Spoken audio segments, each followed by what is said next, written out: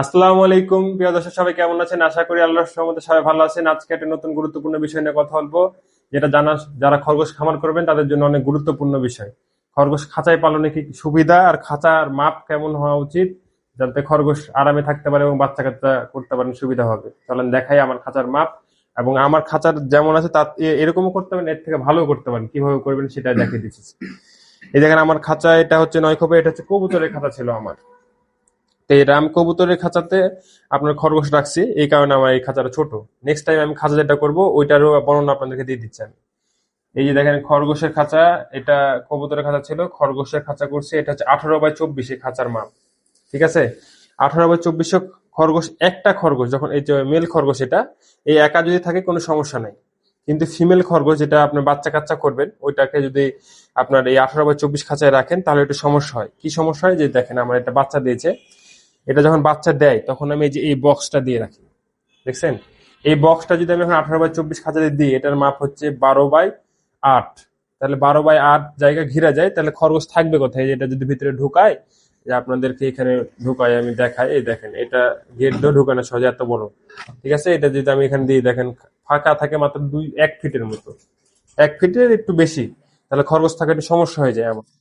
হ্যাঁ, এটা আমি যখন বাচ্চা দেয়, বাচ্চার বয়স 10 দিন হলে খরগোশের চোখ ফুটলে আমি এটা হটাই দিয়েছি। এই যে দেখেন বাচ্চা। এখন তারপরেও একটা সমস্যা আছে, এই মা আর বাচ্চা তো একসাথে থাকতে পারে না। যখন এই যেমন 3টা বাচ্চা দিয়েছে, এই বাচ্চাগুলোর বয়স হচ্ছে 15 দিন করে। তো এই বাচ্চাগুলো 15 দিন বয়সে দেখেন যে ওরই মনে হচ্ছে এই খাঁচাটা গোটা লাগবে, সাথে আর মাও থাকে এখানে।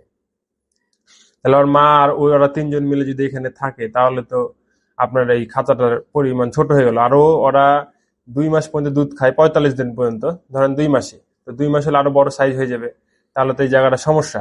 ঠিক আছে, তোর জন্য আপনারা খাঁচার মাপ, যেটা সঠিক মাপ, সেটা রাখবেন হচ্ছে 3 ফিট বাই 2 ফিট। ঠিক আছে, লম্বাই রাখতে পারেন, চওড়া রাখতে পারেন, যেটা ইচ্ছা। 3 ফিট বাই 2 ফিট রাখবেন, তাহলে ওটা হচ্ছে খাঁচার একটা খরগোশ রাখার জন্য পারফেক্ট মাপ। আপনি মেল খরগোশের জন্য ছোট খাঁচা রাখতে পারেন, সমস্যা নেই। মেল খরগোশকে মাঝে মধ্যে ছেড়ে দিলে একটু ভালো হয়। এবার যেটা আরেকটা হচ্ছে গুরুত্বপূর্ণ বিষয়, সেটা হচ্ছে খরগোশের আপনার ফ্লোর।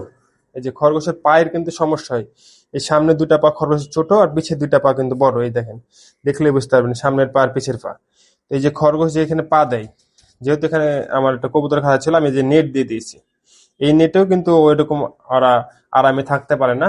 এর থেকে আরেকটা নেট আছে হচ্ছে আপনার আর একটু ঘন, মানে এমন একটা নেট নেবেন, 1/2 ইঞ্চি নেট। ঠিক আছে, 1/2 ইঞ্চি গ্যাপ থাকবে, ওটা দিয়ে আপনার খরগোশের বাথরুম সহজেই নিচে পড়ে যাবে এবং তাদের পা রাখাটা সুবিধা হবে। আমার এখানে যেহেতু মোটা মোটা বিট আছে, এই কারণে আমি যে নেটটা দিয়েছি, কারণ আমি আরো ঘন নেট দিই তাহলে খরগোশের বাথরুমে নিচে পড়তো না। এই কারণে এটা আমার করা। এখন যদি আপনার খামার এই খাঁচাটা নষ্ট হবে, এই কারণে আমি যে নেট দিয়ে এটাকে ঘিরে রাখছি। এটা হচ্ছে ফ্লোর। ফ্লোরে অবশ্যই 1/2 ইঞ্চি নেট দিবেন। আপনারা নেট দিয়ে ফ্লোর করবেন, নেট অথবা কাঠ দিয়ে। কাঠ দিয়ে করলে কি অসুবিধাটা হয়, কাঠ দিয়ে করলে সুবিধা হচ্ছে তাদের পায়ের কোনো সমস্যা হবে, তারা আরামে থাকতে পারে। আর অসুবিধা হচ্ছে আপনার কাঠ দিয়ে করলে যে বাথরুম প্রস্রাব সব কাঠে লেগে থাকে, তাতে তাদের আপনার মাইটস হতে পারে। ঠিক আছে, বা আরো অনেক সমস্যা হতে পারে, গ্যাস হয়ে যায়, তাদের নিউমোনিয়া হয়ে যেতে পারে, অনেক সমস্যা। এই কারণে আপনারা নেট দিবেন, 1/2 ইঞ্চি নেট গুলা দিয়ে খাঁচা তৈরি করবেন, এটা সব থেকে ভালো।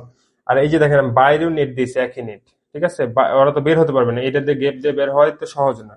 তারপর আমি বাইরে নেট গুলা দিয়েছি, এটা কারণ হচ্ছে যে বাচ্চা যখন তাদের চোখ ফুটে, তারপরে বাচ্চা তো অনেক ছোট সাইজে থাকে। এটা তো 15 দিন বয়সের বাচ্চা দেখালাম, এর থেকে ছোট থাকে। এর থেকে যখন ছোট থাকে, আমি যদি নেট গুলো না দিতাম, ওরা এই দিক দিয়ে বের হয়ে যেত। সবসময় তারা আপনারা খাঁচার কাছে থাকবেন না, বের হয়ে কোথাও যদি চলে যায় বা কোনো কিছুতে অ্যাটাক করে, তখন সমস্যা। এই কারণে আপনারা সাইডেও নেট দিবেন, সাইডে 1/2 ইঞ্চি না, সাইডে আপনারা 1 ইঞ্চি দিতে পারেন, 1 ইঞ্চির একটু বেশি দিতে পারেন। ঠিক আছে, কিন্তু 2 ইঞ্চির কম থাকবে, নাহলে বাচ্চা বের হয়ে যাবে। এই হচ্ছে আপনার খাঁচার হচ্ছে আপনার মাপ। এখন খাঁচা আরেকটা জিনিস করতে পারেন, যে খাঁচার আমি যে ট্রে সিস্টেম, যে আপনার খাঁচার ট্রে বের করবেন, কোনটা আপনার, এই যে দেখা যাচ্ছে ডায়রিয়া আছে, আপনি এই যে বের করলে তাদের বাথরুম দেখলে বুঝতে পারবেন যে ডায়রিয়া আছে। খাঁচায় পালন করে এটার সুবিধা, আর যে কোনো অসুখ, এটা অসুস্থ আছে কি এটা সুস্থ আছে আপনারা বুঝতে পারবেন না। যদি একসাথে ছেড়ে রাখেন, তাহলে তো আপনারা বুঝতে পারবেন না যে কোনটা অসুস্থ হয়েছে। আসলে আপনাকে অনেকক্ষণ ধরে বসে থেকে দেখতে হবে যে হ্যাঁ, আমার এই খরগোশটা ডায়রিয়া হয়েছে বা এই খরগোশটার সমস্যা। কিন্তু খাঁচাতে সুবিধা, আপনি দেখবেন, বাথরুম দেখবেন, বুঝে নেবেন যে হ্যাঁ, এটা সমস্যা, বা এটা চুপচাপ বসে আছে এক জায়গাতে। ছাড়া ছাড়া থাকলে এই যে যে খরগোশ অসুস্থ হয়, তাকে যে অন্য খরগোশ অ্যাটাক করে, ঠিক আছে, যে ওই দরাদরি করে বেড়ায়, কিন্তু আপনার বোঝার ওইরকম ক্ষমতা থাকে না, আধা ঘন্টা 1 ঘন্টা বসে থাকে না দেখলে। এই ছিল হচ্ছে আপনার খাঁচার মাপ এবং খাঁচার চাহিদা। আর আর আপনারা খাঁচার আরেকটা নতুন যে স্টাইলটা করতাম, এটা বাংলাদেশে কেউ এখনো ওইরকম ভাবে করে নাই। সেটা হচ্ছে যে আপনারা এই যে এই ট্রেটা আছে, এই ট্রেটা আপনার আর একটু নিচু করে দিতে পারেন, ঢালু করে দিয়ে এখানে পাইপ সিস্টেম করে একদিকে যাতে করে আপনার পানি গড়াই যায়, ওদের প্রস্তাবটা বাথরুম আটকে থাকবে আর প্রস্তাবটা একদিকে গড়াই যাবে, ওই সিস্টেমটা করতে পারেন। ওই সিস্টেমটা করলে কি হয়, খরগোশের প্রস্রাবেই দুর্গন্ধ বেশি করে। ঠিক আছে, যা যতটুকুটাই করে না কেন প্রস্রাবই করে। প্রস্রাব যদি না থাকে, আপনারা 4-5 দিন পর পর পরিষ্কার করলে তাদের কোনো সমস্যা হবে না। আর এই যে দেখেন আমি পানির পাইপ দিয়েছি খাঁচাতে, এই যে এইখানে আমি পানি দিই। আমি এটা অনেক ছোট বালতি দিয়েছি, এই ছোট বালতিতে আমি পানি দিই 2বার করে দিনে। এই পানি দিলে আপনার এই যে এই পাইপের মাধ্যম দিয়ে সবকিছু দিয়ে আপনার নজল গুলাতে পানিগুলো চলে যায়। এই যে এখানে যখন খরগোশ মুখ দিবে, অটোমেটিক আপনার পানি পড়তে থাকবে। এটা খরগোশ বুঝে নেবে। খরগোশ হচ্ছে আপনার যে কোনো গ্রান পেয়ে, পানি হোক বা যে কোনো জিনিস হোক, গ্রান পেয়ে আপনার বুঝতে পারে যে এখানে পানি আছে বা এখানে খাবার আছে আমার। আবার কোনটা বিষাক্ত খাবার এবং কোনটা আপনার ওদের জন্য ভালো খাবার, ওটাও তারা সঙ্গে বুঝতে পারে। তো এই যে এই নজল দেওয়ার কারণে আমার পানি দেওয়ার ফ্যাক্টর নাই। এই যে প্রত্যেকটাতে বাটি দিয়ে দিয়ে দিয়ে আমি পানি দেবো। এই যে নজল আমি এক জায়গায় পানি ঢালবো, সব জায়গায় পানি চলে যাবে। এটা হচ্ছে সবথেকে বড় সুবিধা। মানে এটা আপনারা যদি করতে পারেন, এটা সহজেই আপনার দ্বারা যে পাবেন, যে কোনো জায়গা থেকে ম্যানেজ করতে পারবেন। অনলাইনে পাওয়া যায় এটা, বা পশু পাখির দোকানে দেখতে পারেন, আমি অনলাইন থেকে নিয়েছি। আহ এই ছিল হচ্ছে আপনার খাঁচার খরগোশ পালন করে আপনার সুবিধা এবং অসুবিধা। খাঁচাতে পালন করার অসুবিধা নাই বললেই চলে।